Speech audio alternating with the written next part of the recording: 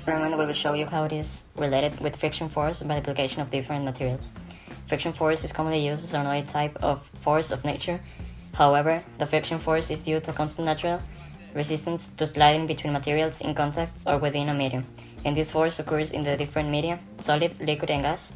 The frictional force is opposed to a sliding motion between the contact surfaces and follows a direction parallel to them. The normal force is the force the surface exerts on a body that slides or is resting on it. This force is perpendicular to the surface. The friction force is proportional to the compression force, and this compression is numerically equal to the normal force. U is a proportionally constant called coefficient of friction, and the formula is friction equals to coefficient of friction times normal force. The force necessary to initiate the motion must be equal to the maximum static force, and this force is less than required to keep the body moving once it has started. So this motion is equal to the kinetic friction. Since the static friction is greater than kinetic friction, then the coefficient of static friction is greater than the coefficient of kinetic friction. In the coefficient of kinetic friction, when the force applied to an object is greater to the maximum static friction force, the object moves.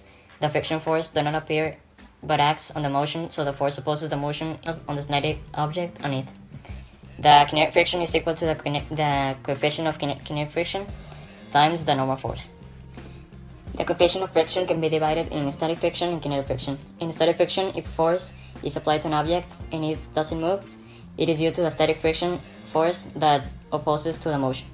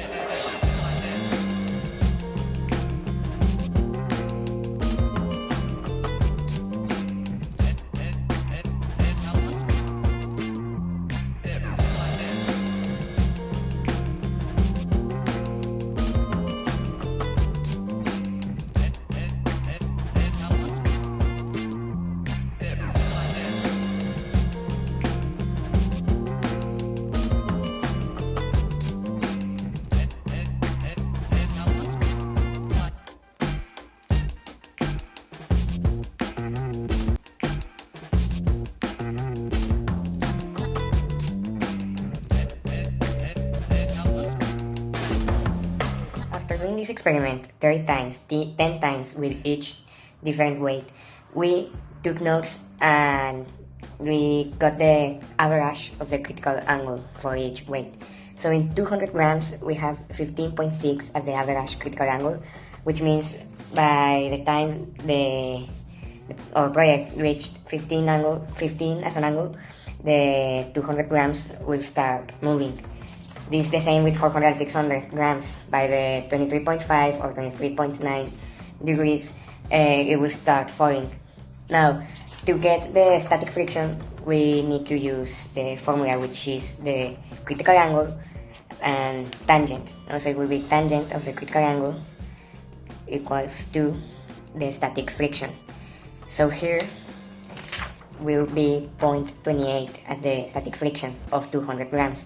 Now, if we do the same with each one, we will have 400 grams, we will have 0.43 as the static friction, and in 600 grams we got the 23.9 average as a critical angle. So it will be points. They are the same materials, the only thing that changed are the weight we used on them.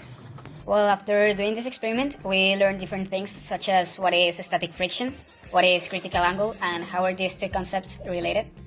And during this experiment, we didn't find another experiment that used the same materials as we did. But what we need to say is that results can't be as exact as we wanted to, because, well, we don't have enough materials to get the exact angle, and with this, the static friction cannot be as exact as we should want it to do. During the stage 4 physics, we learned about how forces are applied to objects, and basically how these forces are applied in our planet, how friction works. Well, we also reinforced our knowledges in physics, basically on inertia, what is the difference between mass, weight, and how those acceleration is applied in angular motion.